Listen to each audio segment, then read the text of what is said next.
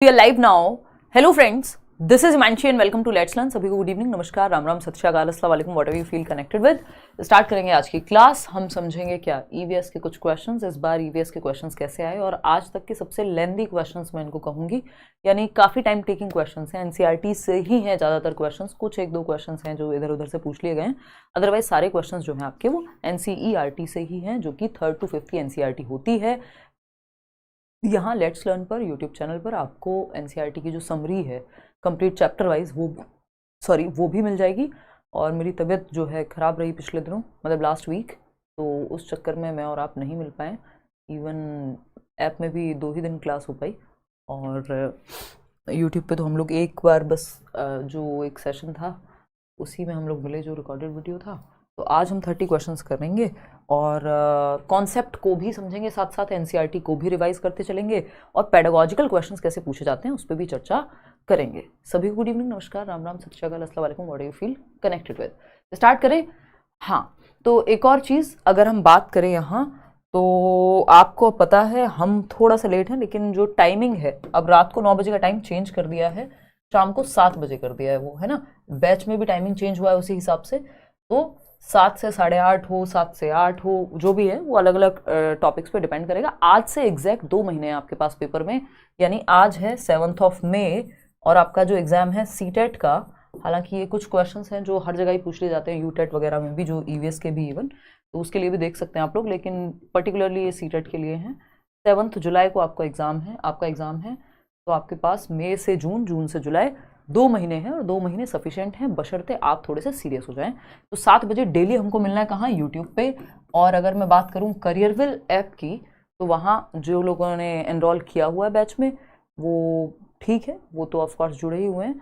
जिन लोगों को एनरोल करना है वो भी कर सकते हैं। कैसे करेंगे? करियरविल ऐप के माध्यम से जुड़ के। बात ठीक है नहीं, है ना? करियरविल ऐप डाउनलोड करके टीचिंग सेक्शन में जाके आप सीटेट का बैच या बाकी पेडागॉजी स्पेशल के बैच में भी एनरोलमेंट है। अगर आप किसी और एग्जाम के लिए पढ़ रहे हैं, डिटेल में पेडागॉजी पढ़ना चाहते हैं। चलिए, ये सब तो हो गई बातें जो शुरुआत में 1-2 मिनट हमें बात करनी ही होती है। पर्यावरण अध्ययन पेपर कैसा आता है इस बार, जनवरी 2024 में कैसा पूछा गया है, वही क्वेश्चंस हैं, उन्हीं को बस घुमा घुमा के लड्डू बना के पूछा गया है। एक वो प्राचीन काल से 2016 से, उससे पहले भी 13-13 में भी एक क्वेश्चन आया करता था कि पानी में अगर हम नमक मिला दें तो क्या होगा, उसमें नींबू डूब जाएगा कि तैर जाएगा। आज भी वही क्वेश्चंस घुमा फिरा के पूछे जा रहे हैं, बस फर्क इतना है कि अब ABCD 4 ऑप्शन, असर्शन, रीजनिंग, इस तरह से पूछने का तरीका बदला है, कॉन्सेप्ट सेम है। लाइक शेयर सब्सक्राइब आप कर दीजिएगा। ये जो PDF है क्वेश्चंस की विद आंसर्स आपको let's learn squad Telegram channel पे मिल जाएगी। किसी भी फेक चैनल से कृपा करके मत जुड़िएगा, किसी भी फेक वेबसाइट से लेट्स लर्न के नाम पे प्लीज़ मत जुड़िएगा। कोई भी वेबसाइट अभी रनिंग नहीं है, कई फेक वेबसाइट्स बनी हुई हैं, उनसे बचें। ठीक, चलिए स्टार्ट करते हैं। क्वेश्चन नंबर 1 है आपके सामने और आप पोल में जवाब देंगे। Read statements ANR। जैसा कि मैंने कहा, सबसे ज़्यादा लेंदी, आज तक का सबसे ज़्यादा लेंदी पेपर है ये EVS का, है ना। आज हम बहुत दिनों बाद मिल रहे हैं, शायद 8-10 दिन बाद। अपने दोस्तों को भी बता दीजिएगा, अब टाइम जो है यही रहेगा, 7 से 8 के टाइम में मिलेंगे। आज थोड़े से लेट हैं, है ना। और समझते हैं, नहीं, केवल CDP सीटेट के लिए नहीं मिलेगा, बाकी एग्जाम्स के लिए मिल जाएगा। तो सीटेट में 1000 रुपये का तो बैच ही है, उसमें सब कुछ ही मिल जाएगा आपको, तो वही ले लीजिए। देखिएगा एक बार। तो अगर हम देखें, कथन A और R को ध्यान से पढ़ना है और निम्नलिखित प्रश्नों का उत्तर देना है। A क्या है भाई? Silk worm can find his female worm from many kilometers away by her smell. रेशम का जो कीड़ा होता है, सिल्क वॉर्म जिसको हम कह रहे हैं, अपनी मादा को उसकी गंध से कई किलोमीटर दूर से ही पहचान लेता है। ये कहानी जब हम एनसीईआरटी पढ़ते थे तो मैंने आपको बहुत बार बताई है। वो जो सन्नी देओल की कोई मूवी थी ना, अभी मैं आजकल रील्स का जमाना है तो मैं रील भी देख रही थी, कोई तो मेरे सामने आ रहा था, है ना, कि तुम दुनिया में चाहे जहां भी रहो, तुम्हें तुम्हारी खुशबू से पहचान लूंगा, तुझे तेरी खुशबू से पहचान लूंगा, समथिंग लाइक दैट, है ना। तो वो वैसी सी ही बात है सिल्क वॉर्म की, कि जो सिल्क वॉर्म होता है, रेशम का कीड़ा, वो अपनी फीमेल वॉर्म को या अपनी पार्टनर को उसकी स्मेल से कई किलोमीटर से पहचान लेता है ना। स्ट्रॉन्ग परफ्यूम है, ठीक है जी। तो कहीं से तो लेके आए हैं, UAE से कोई स्ट्रॉन्ग सा परफ्यूम लेकर के आए हैं, है ना। रेशम के कीड़े के पास एक, अब ये परफ्यूम नहीं होता है, अभी पता लगेगा क्या चक्कर है। तो रेशम का कीड़ा अपनी मादा को उसकी गंध से कई किलोमीटर दूर से ही पहचान लेता है। ये बात एकदम सत्य घटना पे ही आधारित है, यानी ट्रू है। बात सही है ना। हाँ, अजय फिल्म, चलिए सब पता है आपको। देखिए फॉग है कोई कह रहा है, चलो आ जाओ इधर। फिर आते हैं, इसका रीजन क्या दिया है, some female insects release pheromones which can be recognised by their males by smell. यानी कुछ मादा कीड़े जो होते हैं वो फेरोमोन्स या फेरीमोन्स हिंदी में कहें तो छोड़ते हैं, जिसके गंध को नर कीड़े पहचान लेते हैं। यानी फेरोमोन्स क्या है, ये फेरोमोन्स या फेरीमोन्स एक तरह का हार्मोन है, एक तरह का केमिकल सिक्रेशन कह लीजिए आप, जो रिलीज होता है, जिसके माध्यम से जो मेल वॉर्म है, जो सिल्क वॉर्म है, उसकी वजह से, उसकी गंध से पहचान लेता है कि किधर हैं आप, आपको ढूंढते हुए वो आ जाएगा। ठीक, तो ये एक बेसिक सी बात हो गई। तो ये है, ये बात एकदम सही है। और इवन मेल्स और फीमेल्स में भी कई सारी प्रजातियों में ऐसा पाया जाता है कि एक पर्टिकुलर हार्मोन या एक गंध की वजह से जो मेल और फीमेल पार्टनर्स हैं वो एक दूसरे को पहचान पाते हैं। इतनी बात क्लियर है सबको? कोई दिक्कत परेशानी, कोई दर्द समस्या यहां तक हो तो आप मुझे बता सकते हैं, ठीक है ना? चलिए फिर दोनों बातें ठीक है। A is correct but R is incorrect. नहीं नहीं नहीं भाई, दोनों सही हैं, both A and R correct and R explains A. भाई जो आर है ये अब एक ही सब्जेक्ट में नहीं, सारे सब्जेक्ट में इस तरह के क्वेश्चन आते हैं कथन और कारण के। तो कथन भी सही है कि जो सिल्क वॉर्म है वो खुशबू से, गंध से अपनी फीमेल की, मादा वॉर्म की, रेशम के कीड़े की पहचान लेता है दूर से, कई किलोमीटर से। और इसका जो रीजन है वो ये है कि फेरोमोन्स होता है फीमेल वॉर्म में, जिसकी वजह से, उस गंध की वजह से मेल वॉर्म उस तक पहुंच पाता है ना? वो क्या नाम है, सन्नी देओल वाली जो बात है ना, वो एकदम सही है इनके केस में। तो इस बात को आप ध्यान रखेंगे। आगे बढ़ेंगे, क्वेश्चन नंबर 2 पर देखते हैं, फटाफट से देखते हैं। तो जीपीएस सिस्टम इनका अलग है। क्वेश्चन नंबर 2 है, विच of the following best reflects child centred strategies in teaching EVS at primary level. यानी निम्नलिखित में से कौन बाल केंद्रित रणनीतियों को सबसे अच्छा दर्शाता है। यानी चाइल्ड सेंटर्ड मेथड्स कौन से हैं जहां पे बच्चा जो है सेंटर में है, ठीक है ना? आप तो बस बोलते हो डेली क्लास होगी बट खुद गायब रहते हैं, आप ध्यान नहीं देते हो हम लोग पे। ऐसा नहीं है अनुष्का, बैच में भी मेरी क्लास लास्ट वीक 2 ही दिन हो पाई है, हालांकि हम बैच में बहुत स्पीड से चल रहे थे, बट ठीक है कोई बात नहीं, एक वीक का तबीयत खराब हुई तो क्या कर सकते हैं। अभी तो ब्लड टेस्ट का निशान भी नहीं गया है भाई, है ना? आयरन और हीमोग्लोबिन दोनों कम है, तो थोड़ा सा सीरियस समस्या हो गई थी। बाकी पक्की बात है, अब मई और जून 2 महीने हैं, 2 महीने मैं आपके साथ लगी हुई रहूंगी और आप मेरे साथ। सैटरडे संडे ऑफ रहेगा, 1 महीना तो कम से कम हो सकता है, उसके बाद सैटरडे ही, मतलब संडे ही ऑफ रखें, तो वो वाली टेंशन नहीं है। मैं अब बिल्कुल सीरियसली आपके साथ लगूंगी। आप भी ज़्यादा से ज़्यादा संख्या में इन्वॉल्व होने की कोशिश करें क्लास में, ताकि आप मेरा उत्साह बढ़ाएं और मैं आपका। चलिए फटाफट से समझते हैं। तो अगर हम देखें यहाँ पे 45% लोग, देखो ये बहुत इंटरेस्टिंग क्वेश्चन है, निम्नलिखित में से कौन सा बाल केंद्रित रणनीतियों को सबसे अच्छा दर्शाता है। और पिछले कुछ टाइम में हुआ है ऐसा कि मैं यूट्यूब पे थोड़ी रेगुलर हुई हूँ, मैं समझती हूँ वो चीज़। बहुत साल हो गए यार, 8 साल हो गए, तो उतार चढ़ाव आते रहते हैं। देखना एक बार, 44% लोग कह रहे हैं कि आंसर क्या है, 3rd ऑप्शन। चलिए देखेंगे। अगर हम देखें यहाँ पे, देखो 3 ऑप्शन सही नहीं हो सकते, सिंपल बात है भाई, हमें ऑप्शन के हिसाब से जवाब देना है। ऑप्शन क्या है, ऑप्शन दिन को रात कहे तो हम, तुम दिन को अगर रात कहो रात कहेंगे, कौन? ऑप्शन के अकॉर्डिंग चलना है। हम अपनी मर्जी से तो यहाँ एक 5वां आंसर नहीं बना सकते कि ये 5th ऑप्शन है और हम अपनी मर्जी से ABCD लिख दें यहाँ पे, है ना? वो तो पॉसिबिलिटी है नहीं, इन्हीं 4 में से कोई जवाब होगा, ठीक? तो अगर हम देखें 2 ही ऑप्शन हम चूज कर सकते हैं, तो लेक्चर मेथड को हटा देंगे, क्योंकि लेक्चर मेथड प्राइमरी लेवल पे, 1st to 5th लेवल पे जो ये लेक्चर मेथड है, जैसे मैं अभी डिस्कशन करके बहुत सारी बात कर रही हूँ, या लेक्चर मतलब 1 वे हो जाता है एकदम, चॉक एंड टॉक मेथड कहते हैं, सबसे पुरानी विधि है। व्याख्यान विधि बहुत बोरिंग हो जाती है और बड़ी क्लासेस के लिए, ज्यादा लोगों को एक साथ बिठा करके समझाने के लिए ठीक रहती है, जबकि प्राइमरी लेवल पे 1:40 होना चाहिए मैक्स टू मैक्स, ठीक है ना? तो यहाँ पे लेक्चर मेथड को हम अच्छा नहीं मानते, क्योंकि इसमें बच्चा एक्टिव नहीं रहता, टीचर सेंटर्ड विधि है ये, चाइल्ड सेंटर्ड है ही नहीं।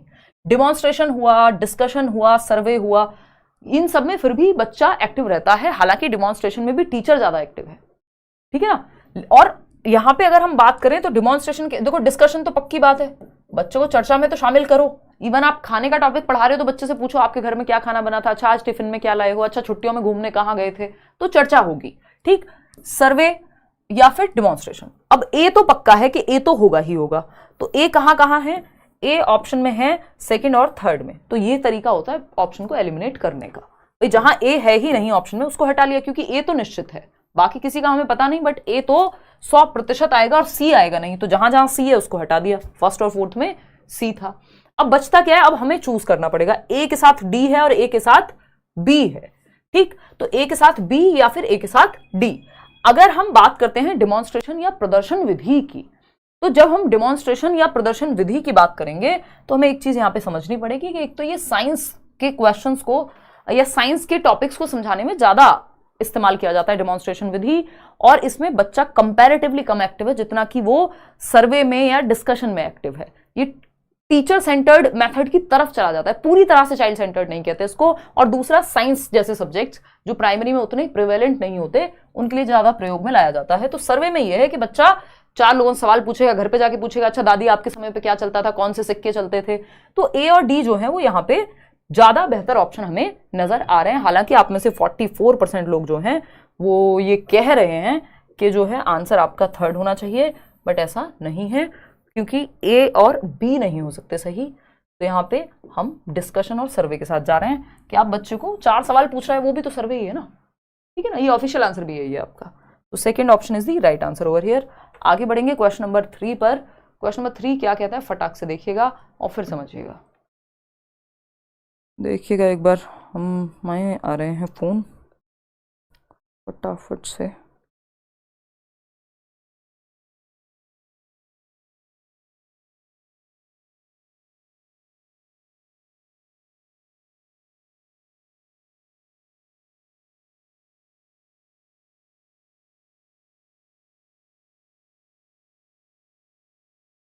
चलिए खैर, फटाफट से जवाब देंगे आप लोग, कोई दिक्कत परेशानी। फर्स्ट ऑप्शन कह रहे हैं 71% लोग, 71% लोग कह रहे हैं कि ऑप्शन 1 ही सही है। देखना एक बार, जो कि सही भी है, 81% लोग भी कह रहे हैं अब तो 80%। You wish that students learn by peer learning strategies. Peer learning समझते हैं आप, यानी एक दूसरे के साथ छात्र सहपाठी शिक्षण। यानी हिमांशी की दोस्त है पूजा, पूजा या मान लेते हैं कोई और नाम बता दो यार, प्रतिष्ठा, है ना। तो हम 3 दोस्त हैं, हम आपस में सीखते हैं एक दूसरे से। वो मुझे एक चैप्टर पढ़ा देती है, मैं उससे एक चैप्टर पढ़ लेती हूँ, और मैं उसको 2 चैप्टर पढ़ा देती हूँ, इस तरह से चलता रहता है। ठीक, तो ये है पीयर लर्निंग, ठीक है। Which strategy will you adopt to form groups. आपको ग्रुप बनाना है तो कौन सी स्ट्रेटेजी बनाएंगे समूह में सिखाने के लिए, ग्रुप में सिखाने के लिए कौन सी स्ट्रेटेजी बेहतर होगी। तो पहला ऑप्शन है make a heterogeneous group based on participation and cooperation. यानी भागीदारी और सहयोग के आधार पर कि बच्चे इन्वॉल्व भी हों, पार्टिसिपेट भी करें उस ग्रुप में और सहयोग करें, यानी इन्वॉल्व भी हों और कोऑपरेट भी करें, हेल्प भी करें एक दूसरे की। और कैसा ग्रुप होना चाहिए, हेट्रोजेनस। ये बात मैंने आपको बहुत बार बताई है पेडागोजी में या ओवरऑल सीडीपी में भी, कि कैसा आपको समूह बनाना है, विषम समूह। जब भी समूह बनाने की जरूरत पड़े, ग्रुपिंग की जरूरत पड़े, तो 2 प्रकार के ग्रुप होते हैं, एक होता है होमोजीनियस और दूसरा होता है हेट्रोजेनस। तो जब भी ग्रुपिंग की बात हो रही है या ग्रुप्स बनाने की बात हो रही है तो सिंपल बात है कि आपको होमोजीनियस नहीं, यानी समान क्षमताओं का ग्रुप नहीं, होमो का मतलब ही होता है सेम, है ना। हम कहते हैं होमोसेक्सुअलिटी, यानी सेम सेक्स में इंटरेस्ट या इंक्लिनेशन, लेकिन होमो का यहाँ पे जो है ग्रुप हमें होमोजीनियस नहीं बनाना है जिसमें सारे सेम क्षमताओं के बच्चे हों। यानी मेरा मैथ्स अच्छा है तो बाकी सबका भी मैथ्स में अच्छे नंबर आते हैं, तो भाई अगर मुझे एसएसटी सीखनी होगी तो मैं किससे सीखूं।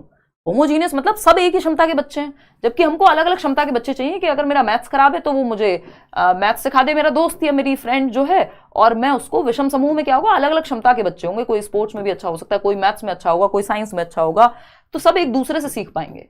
जबकि सेम एबिलिटी वाले ग्रुप में डिफरेंट एबिलिटी ग्रुपिंग हो जाएगी, ये कि डिफरेंट बच्चे हैं, तो ये एकदम राइट चॉइस है यहाँ पे। बट अगर मैं बात करूं किसकी, ये जो आपका सेम एबिलिटी वाले ग्रुप्स को नहीं बनाना है, हेट्रोजेनस या मिक्स्ड एबिलिटी ग्रुपिंग करनी है। सेम एबिलिटी ग्रुपिंग नहीं, मिक्स्ड एबिलिटी, यानी मिक्स्ड एबिलिटी के बच्चे हों, अलग अलग क्षमताओं के बच्चे हों, है ना, सेम एबिलिटी के नहीं। अगर सब सेम एबिलिटी के बच्चे होंगे तो कुछ नया सीख नहीं पाएंगे एक दूसरे से। तो ग्रुप्स हमेशा हेट्रोजेनस बनाने हैं, मिक्स्ड एबिलिटी ग्रुपिंग करनी है, ये बात सही है। फिर भी बाकी ऑप्शंस देख लेते हैं। Form a group of 5 students of same gender and socio economic background, ये सेम एबिलिटी ग्रुपिंग हो गई कि जिनकी इनकम सेम है उनको एक साथ डाल दीजिए। जो बच्चे जो है सेम जेंडर के हैं, लड़कियां हैं तो लड़कियों का ग्रुप, लड़के हैं तो लड़कों का ग्रुप, लड़कियां हैं तो सिटिंग अरेंजमेंट भी इवन हमारा ऐसे होता है कि लड़के हैं तो एक साइड, लड़कियां हैं तो एक साइड, जो कि एकदम खराब तरीका है ना। और make a roll number wise groups of 4-5 students, तो इसमें भी कोई बहुत ज्यादा हमें कैसे पता चलेगा कि वो मिक्स्ड एबिलिटी वाले बच्चे हैं कि नहीं है। Make a homogeneous group of students according to their scores of examination के 90% वाले बच्चों को ए सेक्शन में डाल दिया, बाकी को इसमें डाल दिया, डी में डाल दिया, तो ये होमोजीनियस ग्रुपिंग है, एकदम सही तरीका नहीं है। ठीक, तो ये फर्स्ट ऑप्शन ही यहाँ सही तरीका है, हेट्रोजेनस ग्रुपिंग, सिंपल बात, नो बकवास। आगे बढ़ेंगे क्वेश्चन नंबर 4 पर। पोचमपल्ली पर पता नहीं कितनी बार क्वेश्चन आ चुका है भाई। 15 नंबर की पेडागोजी आएगी इसमें और 15 नंबर का एनसीईआरटी से जो है आपकी समरी आती है। 1-2 क्वेश्चन इधर उधर हुआ तो हुआ, उसके लिए आपको बहुत ज़्यादा टेंशन लेनी नहीं है, सिर्फ 2-3 साल के प्रीवियस ईयर कर लेने हैं, या फिर आप बैच में हैं तो बात सही है। तबियत अब बहुत बेहतर है शेखर, है ना। देखिएगा एक बार क्वेश्चन नंबर 4, नोट्स चाहिए, notes, mock test, PDF notes, अलग अलग तरह के प्रीवियस ईयर क्या कहते हैं हम उसको, एक्सपेक्टेड क्वेश्चंस, ये सब आपको बैच में मिल जाएंगे एक साथ। क्वेश्चन नंबर 4 देखिएगा, Pochampally is famous district for its beautifully designed bright coloured saris and for the special kind of weave which is also called Pochampally. It is a part of Pochampally, खूबसूरत डिजाइन की चमकदार रंगों की साड़ियों और विशेष प्रकार की बुनाई, जिसे भी पोचमपल्ली ही कहते हैं, इस बुनाई को भी के लिए विख्यात है, जिला है। यह निम्नलिखित में से किसका भाग है? जो पोचमपल्ली जगह है वो कहाँ है, फटाफट से बताना है। महाराष्ट्र में है, तेलंगाना में है, तमिलनाडु में है, या कर्नाटका में है? और अगर मैं यहाँ कर्नाटका हटा के आंध्र प्रदेश लिख दूं तब आप क्या चूज करेंगे ये बता दीजिए। अगर मैं यहाँ कर्नाटका हटा के आंध्र प्रदेश लिख दूं तो आप क्या जवाब देंगे ये बता दीजिए, फटाफट से बताना है, आपको थोड़ा कंफ्यूज करना है। आंध्र प्रदेश,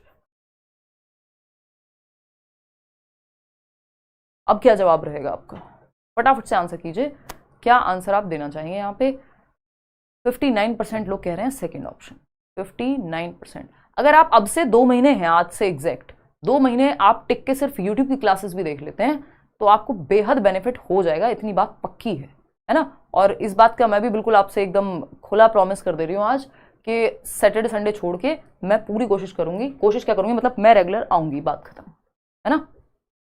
चलिएगा, अलग अलग सब्जेक्ट्स हम लोग डिस्कस करेंगे क्वेश्चंस के थ्रू, देखना एक बार, बहुत ही बढ़िया।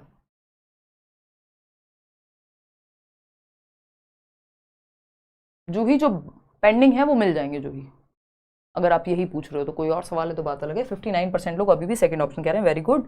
क्योंकि अगर हम देखें पोचमपल्ली कहाँ है, तो पोचमपल्ली तेलंगाना के एक डिस्ट्रिक्ट में एक टाउन है, अगर मैं कहूँ तो। उस डिस्ट्रिक्ट का नाम मेरे को एग्जैक्टली याद नहीं आ रहा, उसमें पोचमपल्ली जो है। और पोचमपल्ली की साड़ियाँ बहुत फेमस हैं, या वहाँ का वीविंग टाउन बोल देते हैं इसको, कि यहाँ पे बुनाई कढ़ाई बहुत होती है और अलग अलग धागों से सिल्क वगैरह बहुत सारी चीज़ों का यूज़ हुआ जाता है। जो यहाँ की फेमस कढ़ाई है वो इक्कत कहते हैं आई थिंक उसको, या इक्कत कहते हैं।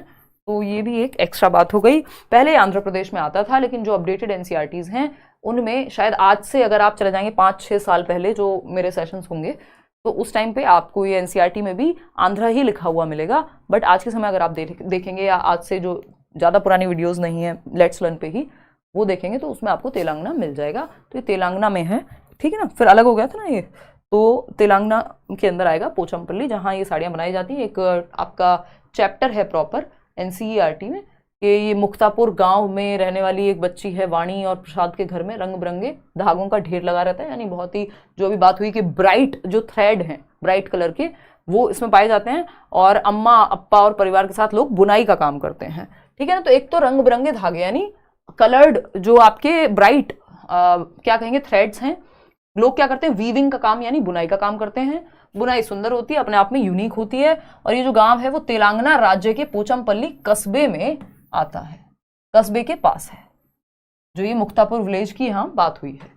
यहाँ ज्यादातर परिवार बुनकर हैं, बुनाई को पोचमपल्ली नाम से जाना जाता है। तो इस बुनाई को भी, वीविंग का नाम भी क्या है, पोचमपल्ली ही है, ठीक है ना। जो ही करेंगे आपका डाउट सॉल्व, मैं एक बार टीम को बोलूंगी। इन गांवों के लोग बहुत पुराने समय से ये काम कर रहे हैं, और मतलब ये बुनाई वाला, तो ये एक बेसिक सी बात हो गई कि हमें ये 2-3 बातें यहाँ याद रखनी है। और अगर हम देखें बुनाई का नाम भी यहाँ यही है, और अधिकतर घर में ये होता है, पोचमपल्ली कारीगरी की तरह बहुत सारे हुनर सीखे जाते हैं यहाँ पे, जैसे कालीन बनाना, खिलौने बनाना। और आपको भी बच्चों को क्या करना है, पेडागोजी का क्वेश्चन पूछा जा सकता है कि बच्चों का ध्यान इस ओर दिलाएं कि पारंपरिक व्यवसाय, ये पहले पूछा जा चुका है, पारंपरिक व्यवसाय अधिकतर घर में ही सीखे जाते हैं। जो ट्रेडिशनल ऑक्यूपेशन है जैसे कढ़ाई बुनाई, सिलाई, कालीन बनाना, खिलौने बनाना, इत्र बनाना, जैसे कन्नौज क्या है, इत्र के लिए फेमस है ना, और इत्यादि पर चर्चा करवाई जाए, डिस्कशन कराया जाए। और इसको क्या कहते हैं, इंडिजीनियस मटेरियल या इंडिजीनियस इवन टीचिंग एड्स को भी बढ़ावा दिया जाए, यानी जिनको हम देशीय क्या कहते हैं, मटेरियल कहते हैं या सामान कहते हैं, उनको बढ़ावा दिया जाना चाहिए, जो लोकली बनाया जाए, जो आसपास से बनाया जाए। ठीक है जी, ठीक है समरेश, धन्यवाद। क्लियर है बात। तो इंडिजीनियस मटेरियल का इस्तेमाल करें टीचर भी अपने टीचिंग लर्निंग मेथड्स को और बेहतर करने के लिए। अगर मैं बात करूं तो यहाँ अगर आपसे मैप पे पूछ लिया जाए, जो कि एक क्वेश्चन है भी आगे, तो आपको अगर तेलंगाना की बात करें तो नेबरिंग स्टेट अगर पूछ ले तो आपको पता है यहाँ आंध्र प्रदेश है, इधर आपका ये उड़ीसा है, इधर कर्नाटका है, ऊपर महाराष्ट्र तेलंगाना है। ठीक, तो या इसी का जो नेबरिंग स्टेट है तेलंगाना का वो महाराष्ट्र है, नीचे तमिलनाडु। तो ये थोड़ा बहुत आइडिया तो हमें होता ही है। चलिएगा, खैर अभी समझेंगे कहानी क्या है। क्वेश्चन नंबर 5 पर आते हैं और फटाफट से इसको सॉल्व करेंगे, देखना और फिर जवाब देना। क्वेश्चन नंबर 5, देखिए क्वेश्चंस थोड़े लेंदी हैं, ये आज तक का सबसे लेंदी पेपर मैं इसको कहूंगी, है ना, काफी लेंदी क्वेश्चंस हैं, टाइम टेकिंग क्वेश्चंस हैं।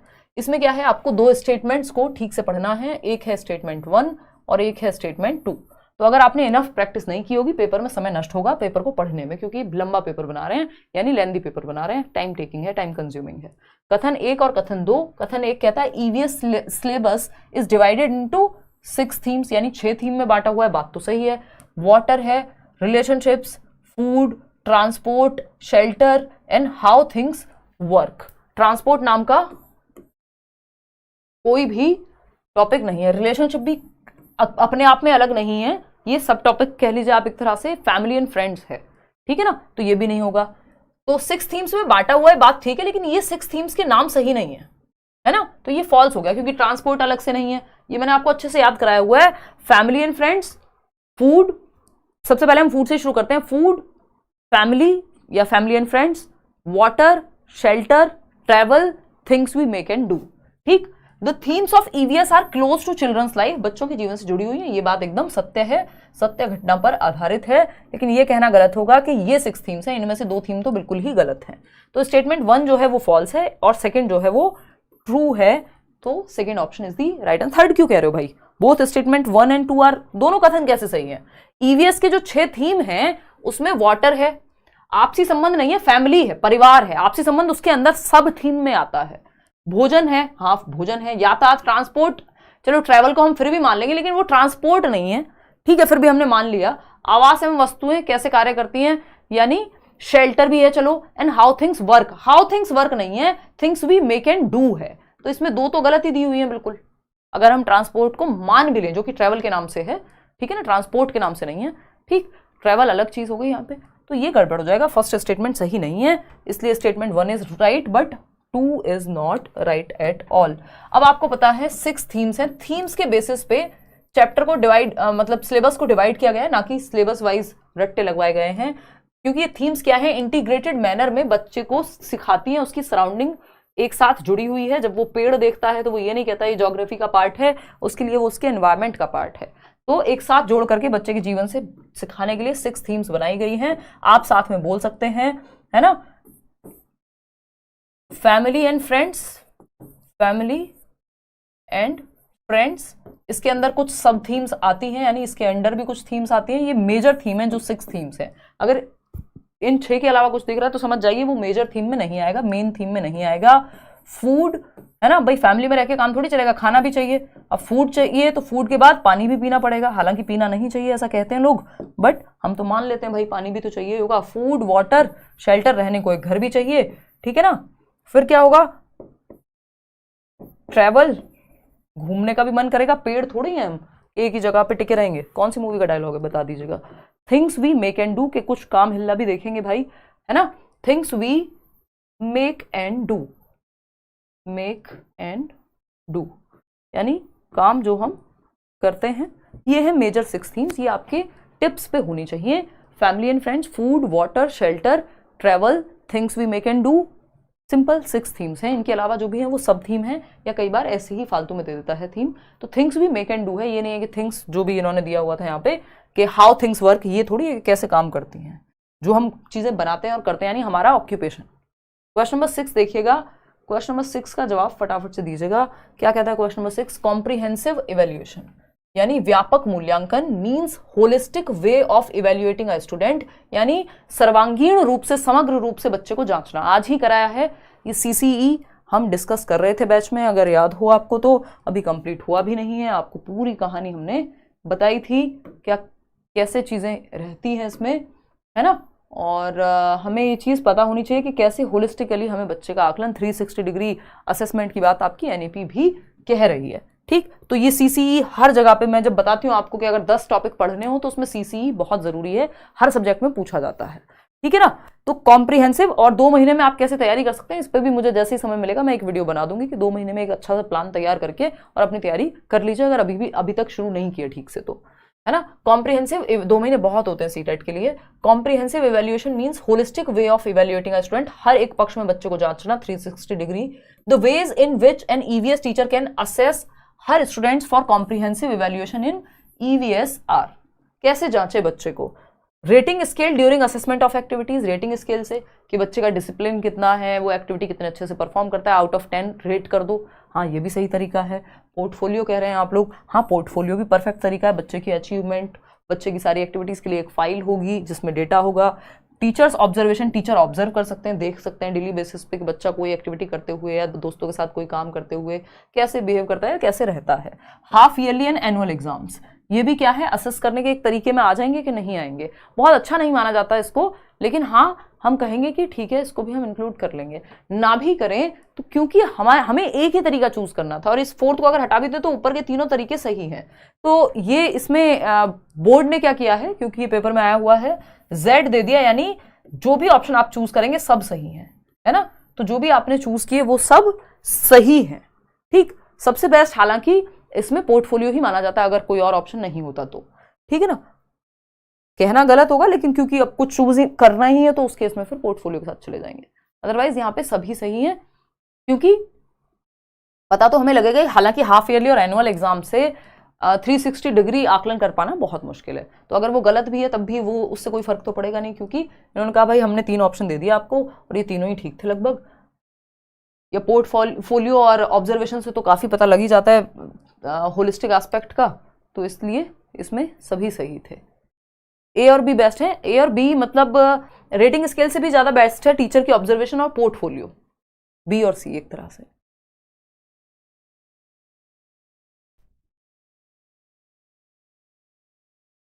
देखिएगा थर्ड ऑप्शन 43% लोग कह रहे हैं, an EVS teacher taught about animals to her students. एक EVS के टीचर ने एनिमल्स यानी पशुओं के बारे में, जानवरों के बारे में बच्चों को बताया। And ask them to do the following task, उनको एक टास्क करने को दिया। पहला टास्क क्या है, right names of various animals around them. जो भी आपके आसपास आपको जानवर दिखे, चाहे वो कुत्ता हो, बिल्ली हो, भैंस हो, गाय हो, है ना, पिग्स हो या बकरी हो, भेड़ हो, कोई भी हो, आपके आसपास जो भी एनिमल्स दिखे उनके नाम लिखने हैं। सिंपल बात। तो बच्चा तो एक्टिव रहेगा, हाँ रहेगा।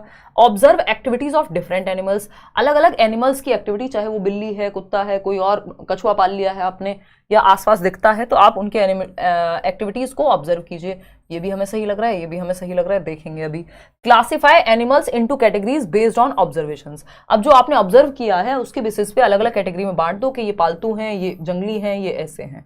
ठीक है। डिफाइन द टर्म एनिमल, यानी एक टर्म है एनिमल, उसको डिफाइन करो। डेफिनेशन लिखो कि जानवर को परिभाषित करो कि जानवर क्या होता है। बच्चा कौन सी क्लास का था हमें नहीं पता, बट प्राइमरी क्लास का ही है। ठीक है ना, तो डिफाइन करना है। अब पूछा क्या है हमसे, देखो ये क्वेश्चन ठीक से पढ़ना बहुत जरूरी है, नहीं तो हमारा आंसर गलत हो जाएगा।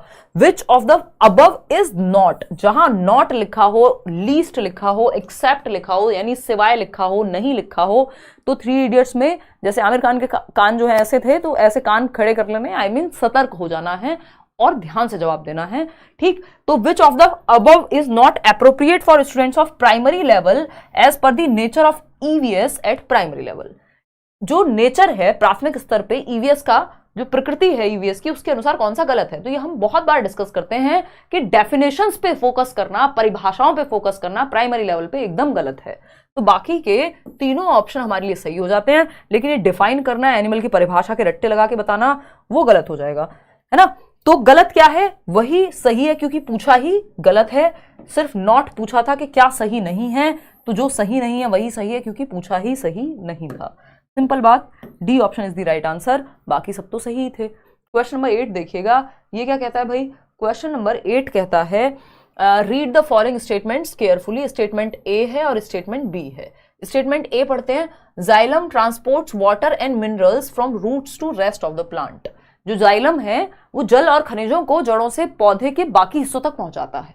ये एकदम फैक्चुअल क्वेश्चन है, ठीक। फिर आता है statement B, phloem translocates food from leaves to various parts of the plant. तो ये फूड को अलग अलग पार्ट्स ऑफ द प्लांट तक लेकर के जाएगा। क्या ये सही है, क्या ये दोनों सही है, क्या बी सही है, क्या है सही? दोनों ही सही है, both A and R are true. ये एकदम ऐसा, ये दो क्वेश्चन हैं जो आउट ऑफ द बॉक्स हैं या जो डायरेक्ट आपको एनसीईआरटी में शायद देखने को ना मिले। ये आपको फिर अलग से यूट्यूब की सहायता ले लीजिए या कोई भी किसी बच्चे के आसपास की छोटे जो पब्लिक स्कूल्स में जाते हैं ना, प्राइवेट स्कूल्स में बच्चे, तो उनके पास कई बार एनसीईआरटीज नहीं होती हैं इतनी छोटी क्लास में, तो उनकी किताबों में काफ़ी चीज़ें हो जाती हैं। तो या तो इंटरनेट से प्लांट्स के टाइप, उनकी क्या फंक्शंस होते हैं, वो सब थोड़ा सा पढ़ना पड़ेगा क्योंकि इसमें फिक्स नहीं है। ये आज आ गया क्वेश्चन, जरूरी नहीं है ये जाइलम पे दोबारा क्वेश्चन भी आए, ठीक है ना। तो ये एकदम फैक्चुअल क्वेश्चन है। तो ऐसे एक दो क्वेश्चन तो मिलेंगे, उसको मान के चलना है। या तो अलग से पढ़ लीजिए एक्स्ट्रा में, नहीं तो अपना अक्कड़ बक्कड़ करना पड़ेगा क्योंकि वो दो क्वेश्चन ना तो आप प्रिडिक्ट कर सकते हैं और ना ही आपको पता है कि वो आएंगे भी या नहीं आएंगे। तो कई बार कॉमन सेंस बेस्ड हो जाता है और नहीं तो आपको एक्स्ट्रा में वो लेके जाना पड़ेगा। अदरवाइज इसके लिए सिर्फ अलग से चैप्टर करना कोई बहुत बढ़िया बात नहीं है। चलिए आते हैं question number 9। Neena, an EVS teacher of class 5, gives a group assignment to her students that they have to visit nearby agricultural farms and find out information about the implements used by farmers during agriculture and the type of crops they grow. They also have to collect photographs and prepare a report. What process skills and learning indicators are involved here? अब मतलब क्या कहा इन्होंने, एक 5वीं class की शिक्षिका है, ठीक, नीना, वो क्या चाहती है, अपने बच्चों का एक ग्रुप बनवाएं और उन्हें एक असाइनमेंट दें कि वो जो कृषि फार्म्स हैं, मान लीजिए खेतों में जाकर के किसानों से बातचीत करें और क्या पूछें उनसे, वो कौन से उपकरण यूज करते हैं, उनके द्वारा उगाई जाने वाली जो फसलें हैं जो किसान उगा रहे हैं उसके बारे में जानकारी प्राप्त करें, कुछ फोटोज भी कलेक्ट करें, कुछ फोटोज लें उन फसलों की जो भी किसानों के खेतों में उगाई जा रही हैं। और यहाँ पे पूछा है कि कौन सी प्रोसेस स्किल्स जो है इन्वॉल्व है। देखिए प्रोसेस स्किल्स कुछ 5-6 प्रोसेस स्किल्स हैं जो यूज होती हैं। प्रोसेस स्किल्स का मतलब है यहाँ थिंकिंग स्किल्स, है ना, जैसे ऑब्जर्व करना, ये भी क्या है, ये साइंस में या हम यहाँ पे ईवीएस में कहें तो त्रिलोक सिंह गांववासी क्या है, यूज होती हैं प्रोसेस स्किल्स, जैसे ऑब्जर्व करना, इन्फर करना यानी अनुमान लगाना, एक निष्कर्ष पे पहुंच पाना, ठीक है ना, प्रिडिक्ट करना जिसको हम अनुमान कह देते हैं, ठीक। या फिर अगर हम देखें इस तरह की कई सारी हाइपोथेसाइज करना, क्वेश्चन करना, चीजों को एक्सपेरिमेंट करना, एक्सप्रेशन यानी अभिव्यक्त करना, ये सब प्रोसेस स्किल्स कही जाती हैं जिनमें भी बच्चे को थिंकिंग प्रोसेस उसकी इन्वॉल्व हो, ठीक है ना। तो अब यहाँ पे कौन सी प्रोसेस स्किल यूज हुई है, फार्मर्स से ये पूछने में कि वो क्या उगा रहे हैं, उनका फोटो लेने में, ये आपको पूछना है, फटाफट से बताइए। देखना, हाँ कल बताऊंगी भाई। हाइपोथेसाइजिंग, इन्फरिंग, एक्सप्रेशन यानी परिकल्पना करना। अब यहाँ पे कुछ भी परिकल्पना नहीं करना है, यानी कुछ भी ऐसा जो प्रूव नहीं हुआ है बट आपको इमेजिन करना है, ऐसी यहाँ पे कोई बात नहीं है। जो कुछ भी कर रहे हैं किसान वो क्लियर है। प्रिडिक्ट करना पड़ेगा, क्या प्रिडिक्ट करना पड़ेगा, ऐसा तो कुछ यहाँ है ही नहीं। एक्सपेरिमेंट करेंगे, एक्सपेरिमेंट खुद से थोड़े ना वो धान बो रहे हैं खेत में जाकर के। ऑब्जर्विंग तो चलो समझ में आता है। क्वेश्चन करेंगे, बिल्कुल क्वेश्चन करेंगे तभी तो पता लगेगा किसानों से कौन सी फसल है, कैसे उगा रहे हैं, है ना। एक्सप्रेशन यानी अभिव्यक्त करेंगे, बिल्कुल सही बात है, क्योंकि उन्हें एक रिपोर्ट बनानी है तो उनको एक्सप्रेशन करना पड़ेगा। इन्फरिंग होता है निष्कर्ष निकालना या परिणाम निकालना कि आपको फाइनली ये मिलके गांव में इतने लोगों से और ये समझ आया और ऐसे ऐसे ये फसलें उगती हैं। ये भी बात सही लग रही है, लेकिन और ऑप्शन देख लेते हैं। एक्सपेरिमेंटेशन सही नहीं होगा। सेंसिटिविटी ठीक था, क्वेश्चनिंग ठीक था, लेकिन एक्सपेरिमेंटेशन नहीं कर रहा है बच्चा, वहां जाके खुद से थोड़ी ना फसल उगा के देख रहा है। तो यहाँ पे अभिव्यक्त कर रहा है, वो परिणाम निकालने की कोशिश कर रहा है कि क्या उसका कंक्लूजन रहा जब वो गांव गया तो, और क्या कर रहा है, एक चीज क्वेश्चन करेगा जरूर रिपोर्ट बनाने के लिए, एक्सप्रेस भी करेगा खुद को लिखने में। तो third option is the right answer over here. Question number 10। अब देख रहे हो आप, नॉर्मल क्वेश्चन को इतना लेंदी बना दिया गया है कि आपको टाइम लगेगा ही लगेगा। आप जल्दीबाजी में जवाब देंगे गड़बड़ हो जाएगी, है ना। जल्दी करनी है, जल्दबाजी नहीं करनी है। और जल्दी कैसे कर पाएंगे, जब प्रैक्टिस बहुत ज्यादा की होगी। कुछ क्वेश्चंस तो ऐसे हैं हर एक सब्जेक्ट में, स्पेशली ईवीएस हो गया या मैथ्स पेडागोजी हो गया, जो आप ये मान लीजिए कि 100-150 क्वेश्चन को आपने बार बार रिवाइज कर लिया तो उससे ज्यादा बेहतर कि मतलब आपने अगर 1000 क्वेश्चन किए और वो बस जल्दीबाजी में कर लिए सही और गलत के नाम पे, और आपने 100 क्वेश्चन किए और प्रॉपर एनालिसिस के थ्रू समझ करके क्वेश्चन को अंडरस्टैंड करके प्रॉपर एनालाइज करके समझा और सॉल्व किया, तो वो 100 क्वेश्चन ज्यादा बेहतर साबित होंगे कई बार, क्योंकि टॉपिक्स लिमिटेड हैं। ठीक है जूही, कल हम बात करेंगे इस पे, टेंशन ना लो। Which of the following sets depicts the themes of EVS at primary level? Themes, EVS की थीम्स, जो 6 थीम्स हैं अभी हमने बात की थी, फैमिली एंड फ्रेंड्स। मेरे साथ आप बोल भी सकते हैं, घर वालों को बता सकते हैं, मम्मी के कान में जाके बोलिए जल्दी से, अगर वो किचन में खाना भी बना रही हो तो, कि मम्मी ईवीएस में यानी पर्यावरण अध्ययन में कक्षा 3 से 5 के लेवल पे ईवीएस होती है, फर्स्ट और सेकंड क्लास में एनसीईआरटी की किताब नहीं होती है। आप लैंग्वेज और मैथमेटिक्स की सहायता से ईवीएस पढ़ते हैं, ये बात भी मैं आपको बता देती हूँ, पेपर में पूछा जा चुका है कई बार, ठीक, कि फर्स्ट और सेकंड क्लास में ईवीएस नहीं पढ़ाई जाती, अलग से एक सब्जेक्ट के रूप में या एक बुक नहीं होती उसकी। थर्ड, फोर्थ, फिफ्थ में जो है प्राइमरी लेवल पे बुक होती है, जिसमें 6 थीम्स के बेसिस पे 6 थीम्स हैं जिनके आधार पे पढ़ाया जाता है। फैमिली एंड फ्रेंड्स, परिवार, जो कि मम्मी जी आप हैं, जो आप खाना बना रही हैं, या हम आपके साथ खाना बना रहे हैं, या पापा जी खाना बना रहे हैं साथ में, है ना भाई, हम जेंडर बायस क्यों रहे हैं, ये क्यों कहेंगे सिर्फ मम्मी खाना बना रही होंगी, क्या पता पिताजी भी खाना बनवा रहे हो साथ में, ठीक है ना। तो फैमिली एंड फ्रेंड्स, है ना, अपने भाई बहन को कहिए जाके कि फैमिली एंड फ्रेंड्स जो तुम हो, और दूसरा क्या हुआ, फूड यानी खाना भी खाएंगे हम, फिर क्या होगा, वाटर पानी भी चाहिए, फिर क्या होगा, शेल्टर रहने को भी छत चाहिए, फिर क्या होगा, ट्रैवल भी करेंगे, घूमने को भी चाहिए, और फिर गर्मियों की छुट्टियां आ रही हैं तो भाई जिसको जैसा सही लगे, कुछ लोग नानी के यहाँ जाते हैं, कुछ लोग सिंगापुर जाते हैं, कुछ लोग कहीं और जाते हैं। तो हम तो वही लोग हैं जो नानी के यहाँ जाया करते थे, अब तो कहीं नहीं जाते हैं, खैर मतलब जाते हैं बट बहुत कम। तो ये हुई कहानी। और छठा क्या है, things we make and do यानी ऑक्यूपेशन, ठीक। तो ये 6 थीम्स हैं। तो फैमिली एंड फ्रेंड्स ठीक है, ट्रैवल ठीक है, नेचुरल रिसोर्सेज कोई थीम नहीं है, तो ये तो गड़बड़ हो गई, ठीक। Things we make and do ठीक है, ट्रैवल ठीक है, शेल्टर ठीक है, वेदर नाम की कोई थीम नहीं है, वाटर है, ट्रैवल है, फूड है, मटेरियल कुछ नहीं है, शेल्टर है, तो ये गड़बड़ हो गई। बस यही सही है कि जो 6 थीम्स हैं उसमें से 3 थीम यहाँ पे दी हुई है, आवास, यात्रा, चीजें जो हम बनाते हैं और करते हैं। सिंपल बात। क्वेश्चन नंबर 10th का सेकेंड ऑप्शन सही था। अब आते हैं क्वेश्चन नंबर 11 पर, फटाफट से जवाब देंगे। डॉक्टर्स प्रेस्क्राइब ब्लड टेस्ट, जो डॉक्टर्स हैं वो ब्लड टेस्ट कराने को कहते हैं for patients to confirm malaria, कि जिन पेशेंट्स को, जिन रोगियों को मलेरिया होता है उनके लिए ब्लड टेस्ट किया जाता है। Blood test is done to, क्यों किया जाता है ब्लड टेस्ट मलेरिया में? मलेरिया पे आपके पास एक क्या है, चैप्टर है प्रॉपर, ठीक है जूही, कराएंगे आपका सॉल्यूशन, डोंट वरी।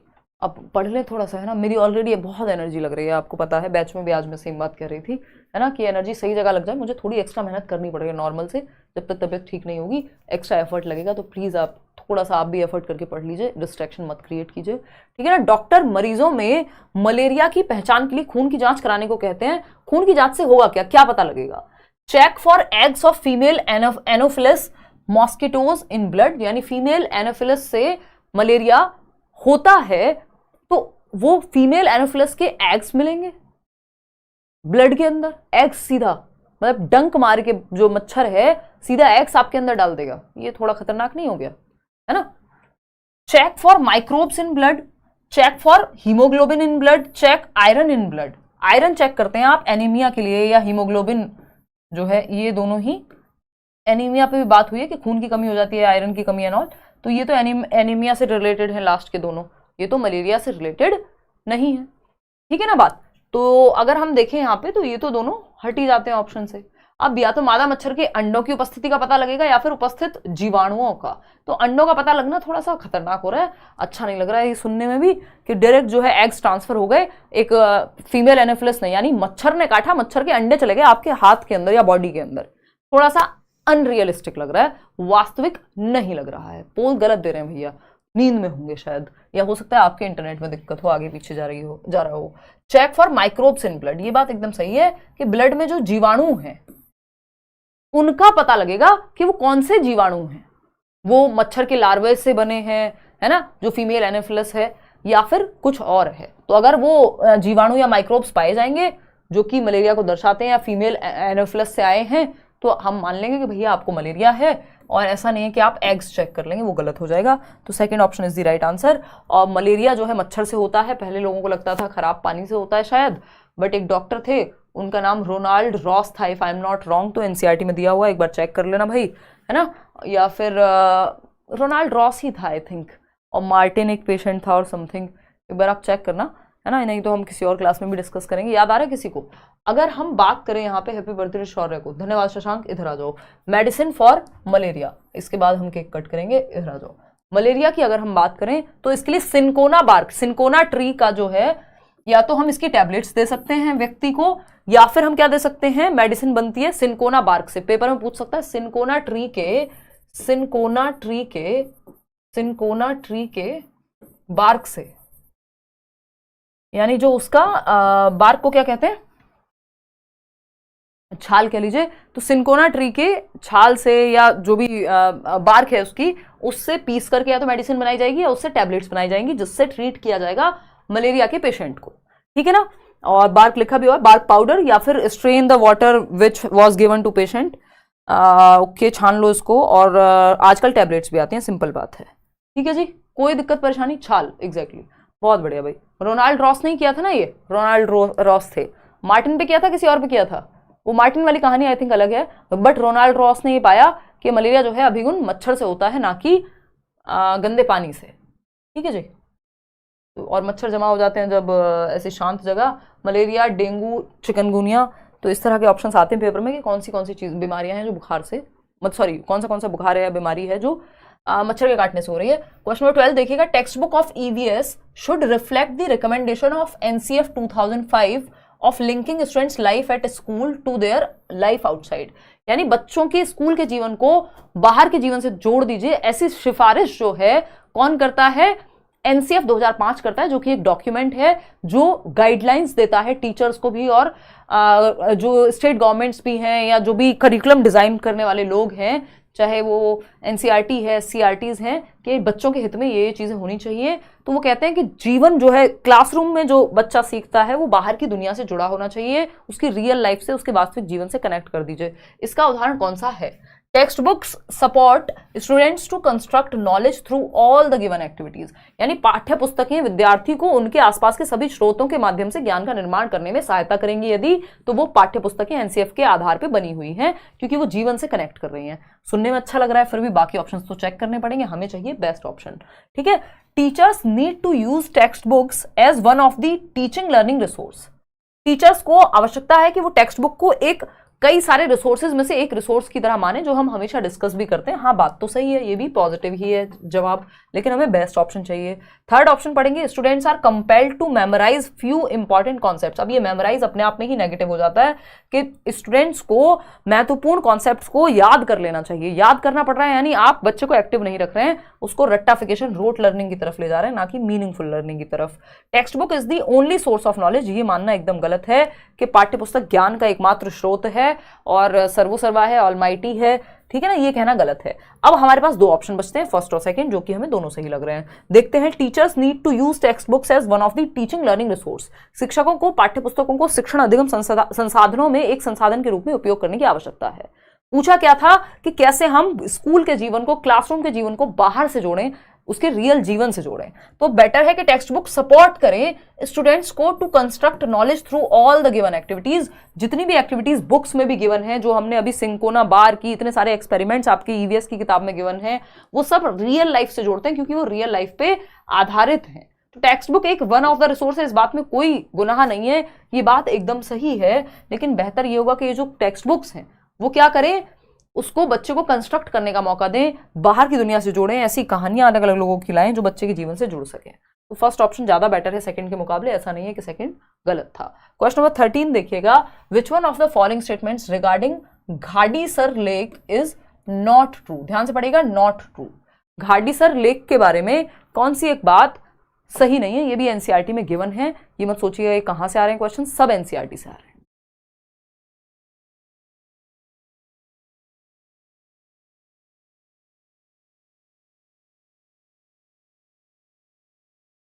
फटाफट से जवाब दीजिए, फिर हम बढ़ेंगे आगे। एनसीईआरटी के लिए कहाँ क्लास की हो आप? यहीं लेट्स लर्न पे आपको प्लेलिस्ट मिल जाएगी, जिसमें एनसीईआरटी की चैप्टर वाइज समरी कराई हुई है, या फिर जो भी इंपॉर्टेंट है वो सारी चीज़ें कराई हुई है। मैं प्लेलिस्ट एक बार टेलीग्राम चैनल पे भी कल शेयर कर दूंगी, अगर आपको नहीं मिल रही है जो बेस्ट प्लेलिस्ट होगी, क्योंकि आज से नहीं, पिछले 8 साल हो जाएंगे इस साल, और मैं यूट्यूब पे लगातार डिस्कशन कर रही हूँ, ऐसा नहीं है सिर्फ नाम के लिए, प्रॉपर डिस्कशन हम लोगों ने किया सालों साल, है ना। अब तो बहुत सारे चैनल्स आ गए हैं, खैर, तो वो आपको मिल जाएगा प्रीवियस, क्योंकि अब एक बहुत बार ये भी होता है कि इतनी चीज़ें इतनी बार मैं करा चुकी हूँ, तो वो बार बार रिपीट जस्ट कराते रहने का कोई फ़ायदा नहीं, क्योंकि यूट्यूब पे क्या है, अब 1 to 1 भी नहीं हो सकता ना, इतने सारे लोग होते हैं, तो कई बार उसमें भी फिर मतलब कुछ खास बेनिफिट उस तरह से नहीं हो पाता, तो इसलिए प्रैक्टिस करते हैं। फिर which one of the following statements is not true about Gadisar lake, it was connected with 9 lakes. हाँ भाई, 9 लेक्स से कनेक्टेड थी घाटीसर, एक से दूसरा, यानी एक लेक से बाकी के 9 लेक्स भी भर जाएंगे, ये बात हमने एनसीईआरटी में पढ़ी है। It is in use till today, ये कहना गलत हो जाएगा कि ये तालाब जो है आज भी प्रयोग में है, नहीं, एक टाइम पे प्रयोग में लाया जाता था, आज नहीं आता है।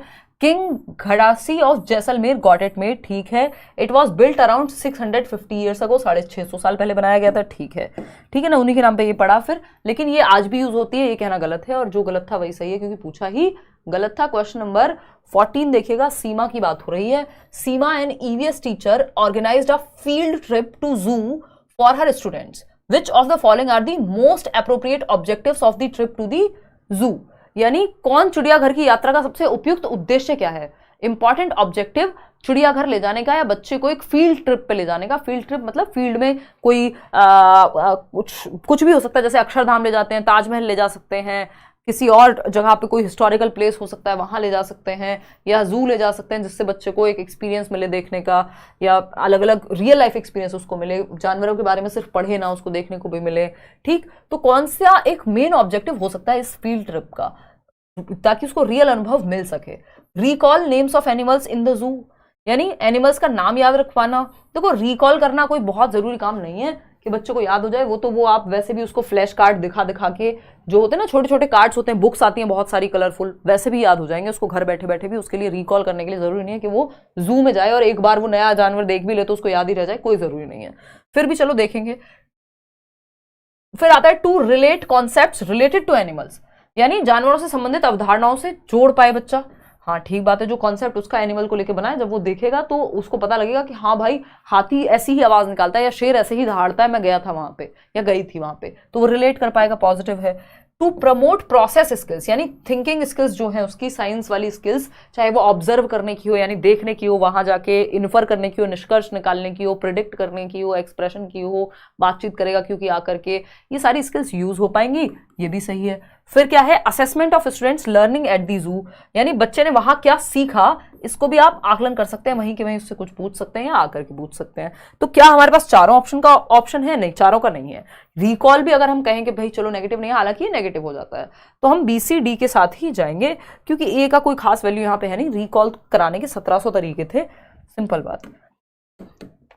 आगे बढ़ेंगे, ऑप्शन 4 हो गया यहाँ सही। क्वेश्चन नंबर 15 देखिएगा, ये क्या कह रहे हैं, Ravi took some water in a glass, Ravi ने कुछ पानी लिया एक ग्लास के अंदर, he puts a lemon in it, ये क्लासिक क्वेश्चन है, जन्म जन्मांतर से आता रहा है सीटेट के ईवीएस में अलग अलग सालों से, मतलब कुछ भी नहीं तो 3-4 बार तो ये आ ही गया, और 3 बार तो मिनिमम है, मतलब मैं लिख के दे सकती हूँ 3 बार भी नहीं, इससे ज्यादा ही आया, क्योंकि ऑनलाइन वाले तो इतने सारे सेट्स थे, उसमें पता नहीं कितनी बार आ गया होगा, है ना।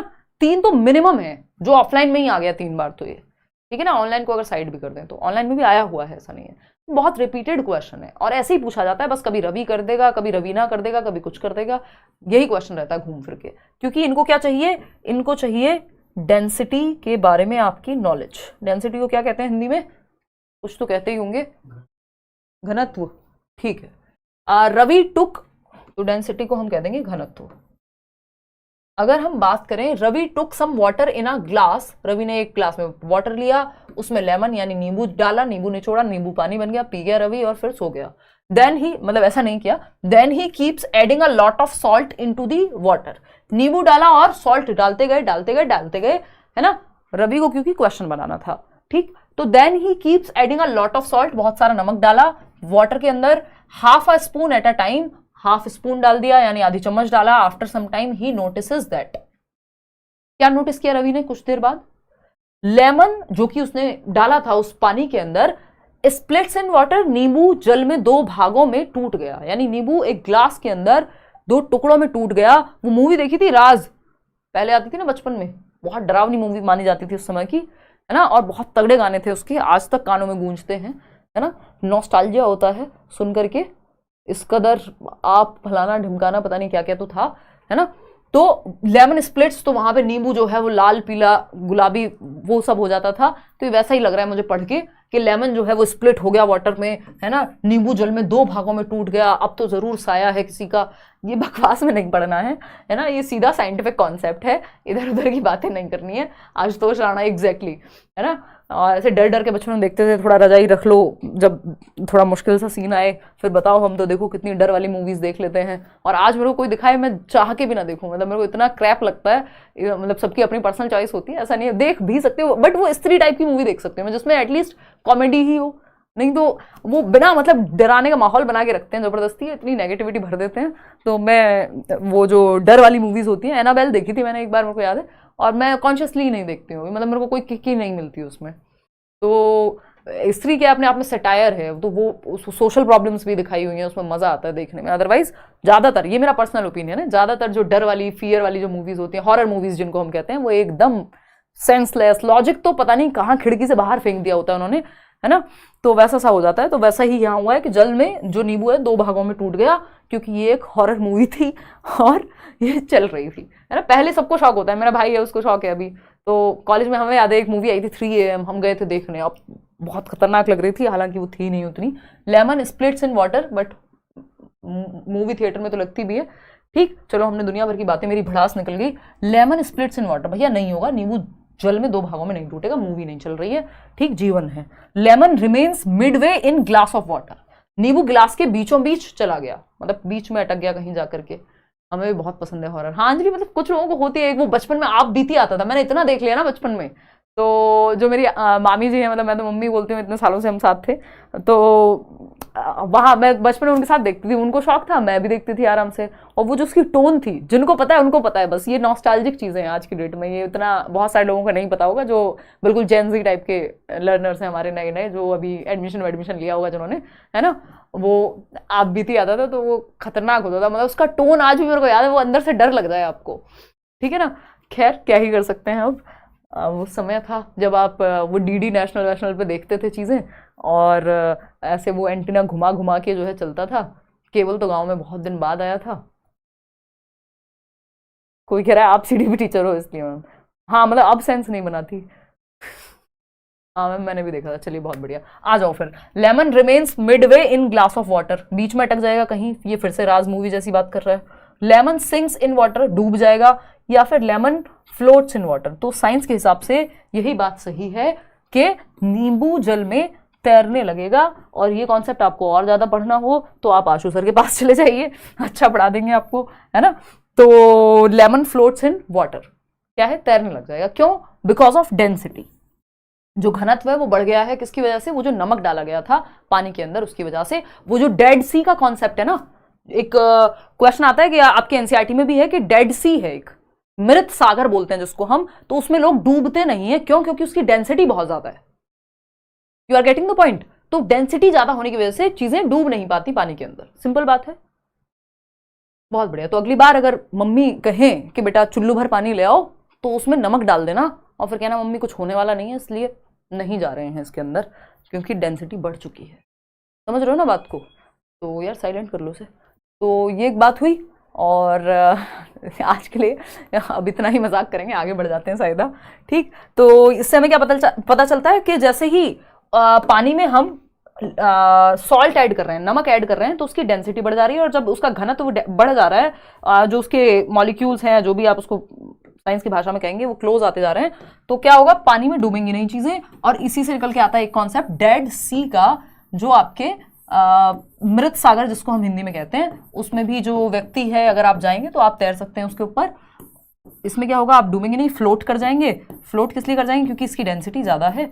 मुझे ऐसा ही याद आ रहा है, ये हम पढ़ चुके हैं प्रीवियसली, जब हमने एनसीईआरटी की समरी की थी। ईवीएस पढ़ने में बहुत मजा आता है।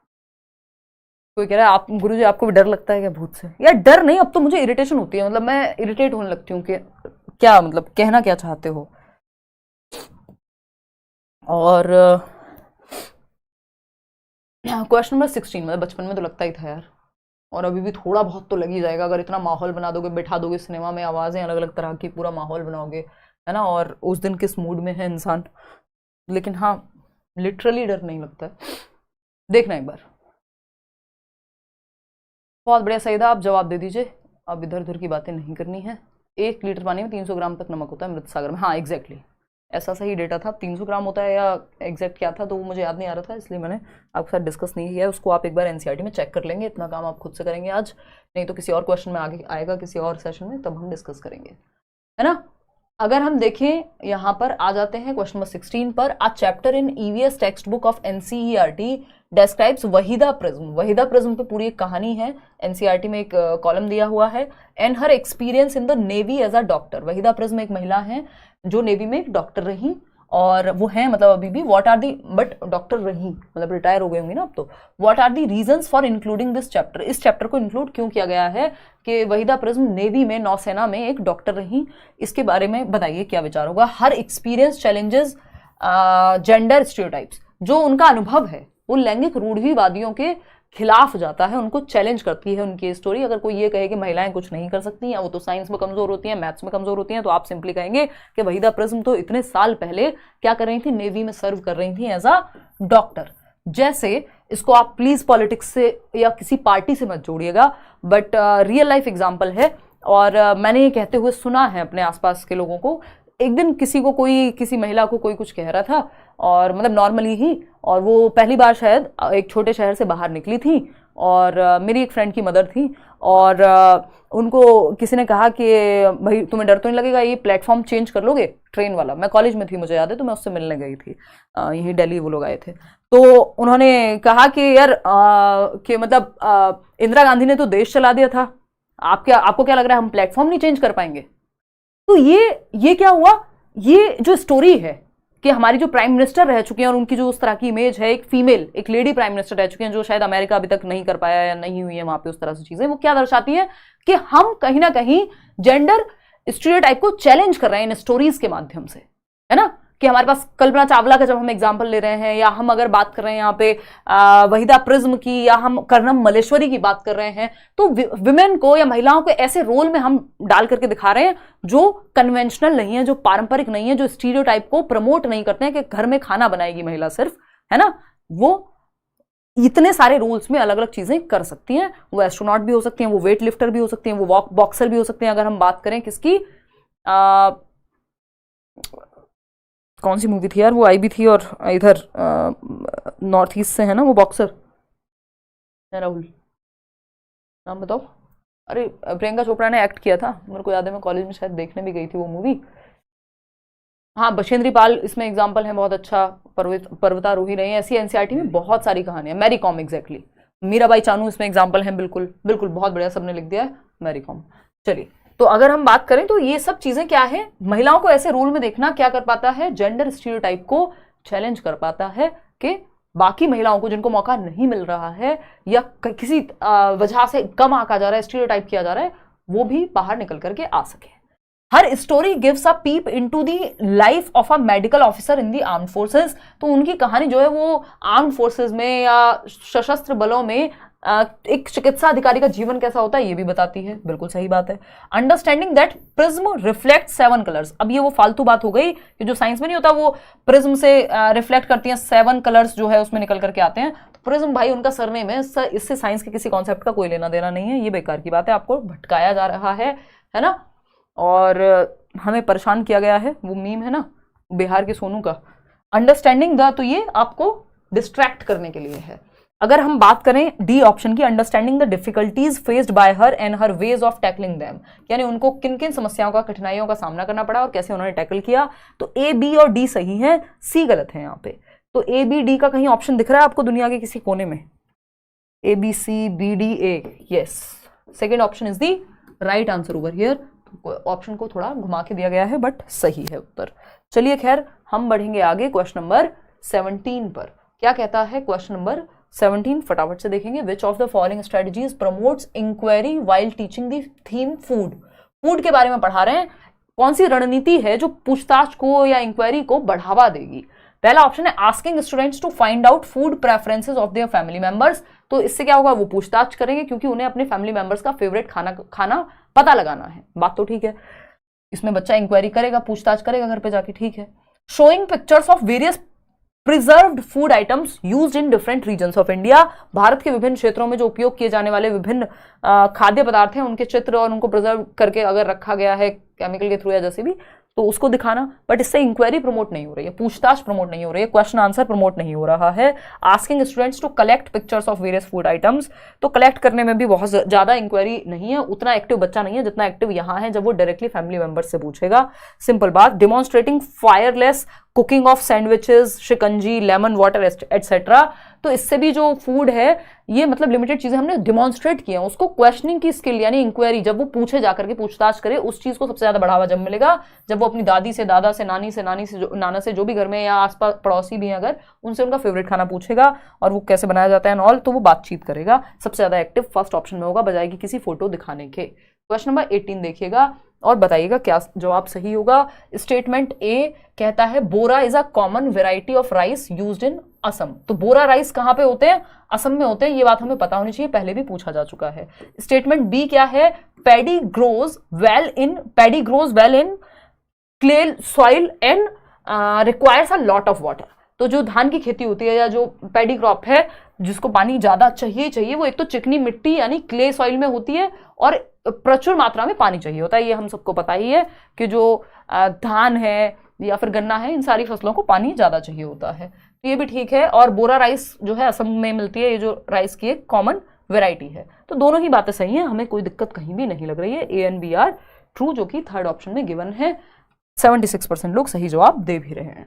आगे बढ़ेंगे। क्वेश्चन नंबर 19, थोड़ा सा लेंदी क्वेश्चन, अगेन मुश्किल, मतलब बड़े से क्वेश्चन दिए हुए, मुश्किल तो क्या कहें। रहा बचा ये जो ऑप्शन का कॉम्बिनेशन है, ये सर में दर्द कर देता है आपके। Alex and EVS teacher, Alex हैं एक ईवीएस टीचर, कक्षा 3 के ईवीएस टीचर हैं। While introducing the theme work we do helps his students to cut colourful strips of paper and weave the strips to make a mat, यानी एक चटाई बनाने में अलग अलग स्ट्रिप्स जो अलग अलग पट्टियां काटी हैं बच्चों की, उसको वीव करके बुनाई करके और एक चटाई बनाने की कोशिश कर रहा है बच्चा। The edges are glued together to make a beautiful mat, which of the following objectives should Alex help his students focus, कौन से उद्देश्य हैं जो चटाई बनाते हुए बच्चे सीख पा रहे हैं यहाँ पे। Learning about colours, patterns and developing an aesthetic sense, एक एस्थेटिक सेंस, एक सौंदर्यात्मक समझ कि वो तरीके से उसको अटैच कर पा रहे हैं या ग्लू कर पा रहे हैं प्रॉपर, ताकि वो नीट लगे। या फिर अगर हम बात करें अलग अलग कलर की पट्टियों का इस्तेमाल किया जा रहा है, अट्रैक्टिव कलर्स का इस्तेमाल कर रहे हैं, बात तो सही है, पॉजिटिव है ये बात, बच्चे सीखेंगे, एस्थेटिक सेंस डेवलप होगा। एस्थेटिक सेंस क्या है? हमारा ब्यूटी को लेके, नेचर को लेके अप्रिशिएट करने की जो हमारे अंदर की क्षमता है उसका विकसित होना, है ना।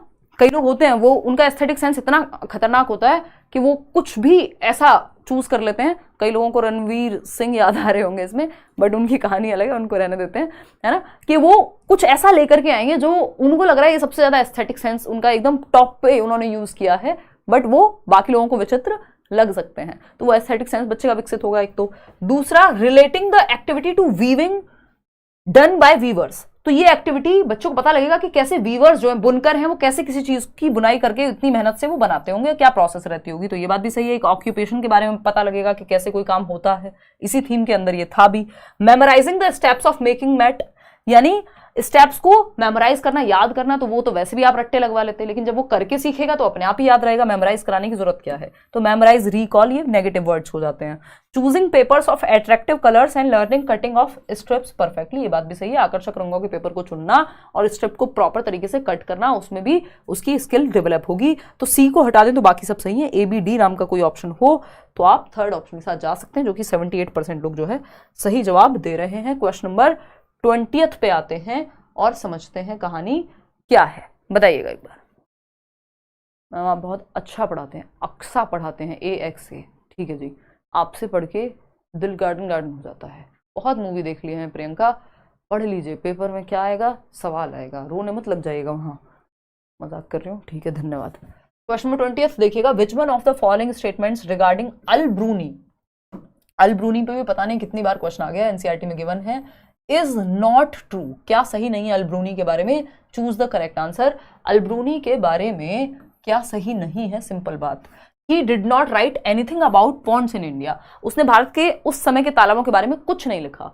फिर क्या आया था, मूंगफली छीलने थोड़ी ना आए थे अल्ब्रूनी जो है उज्बेकिस्तान से, वो यहाँ पे उन्होंने बहुत कुछ लिखा यहाँ के आर्किटेक्चर के बारे में, तालाब के बारे में कि कितनी एडवांस टेक्निक या किस तरह से लोग यहाँ पे बनाते थे तालाब वगैरह को, या आर्किटेक्चर हमारा कैसा था। जो जितने भी तालाब थे या घाटीसर वगैरह की भी हम बात करें तो इन पे उन्होंने लिखा है, ऐसा नहीं है कि उन्होंने कुछ नहीं लिखा। मूंगफली थोड़ी छील रहे थे यहाँ के, इसलिए थोड़ी ना हम आज भी उनको पढ़ रहे हैं, अगर कुछ नहीं लिखा होता तो क्यों हम पढ़ रहे होते। तो ये गलत है बात, लेकिन फिर भी हमें बाकी के 3 ऑप्शन भी चेक करने पड़ेंगे, क्या पता कोई इससे भी गलत मिल जाए। He has praised the making of ponds in India। हाँ, उन्होंने प्रेज किया, प्रशंसा की कि भाई भारत में तो तालाब की टेक्निक क्या है, बहुत ही बढ़िया है ना। The place that Al Biruni came from is now called Uzbekistan. हाँ, उज्बेकिस्तान कहते हैं आज हम। More than 1000 years ago he came to India। बिल्कुल सही बात है।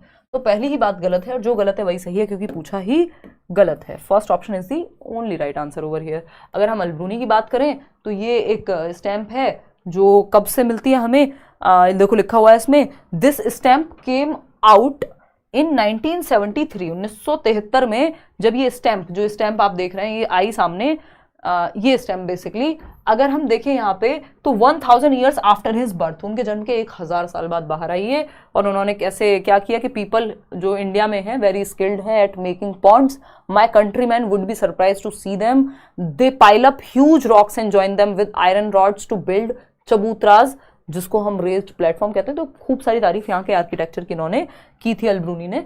सिंपल बात। आगे बढ़ते हैं क्वेश्चन नंबर 21 पे, देखिएगा और समझते हैं। और अगर हम देखें क्वेश्चन नंबर 21 में, which one of the following regarding johad is correct. Johad कह लीजिए इसको, पोखर कह लीजिए, इसके बारे में कौन सी एक बात सही है। जोहड़ से संबंधित निम्नलिखित में से कौन सा एक कथन सही है, फटाफट से बताइए। जोहड़ के बारे में कौन सा एक कथन सही है।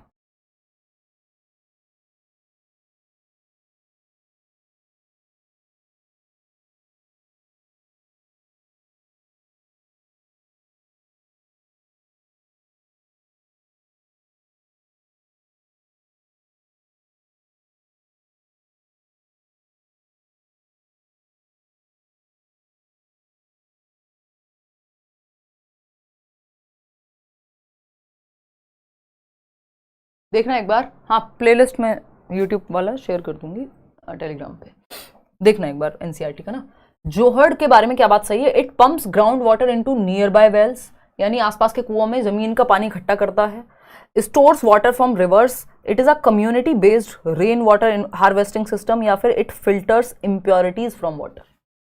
सिंपल है, ये जो पोखर हो गया, जोहड़ हो गया जिसको हम कहते थे पुराने समय में, it is a community based rain water harvesting system, समुदाय आधारित वर्षा जल संचयन प्रणाली है कि जब वर्षा होगी तो पूरे गांव या आसपास के उस माहौल मोहल्ले के लिए, मोहल्ला के लिए, खैर गांव या जो भी समुदाय है आसपास का, वो उस पानी को यूज कर पाएंगे, उसको एक जगह पे स्टोर कर लिया जाएगा, रेन वाटर को, जो बारिश का पानी है, और उसी को जोहड़ या फिर हम पोखर कह रहे हैं, इस तरह का कुछ दिखता था, है ना। तो ये कम्युनिटी बेस्ड वाटर कंजर्वेशन था।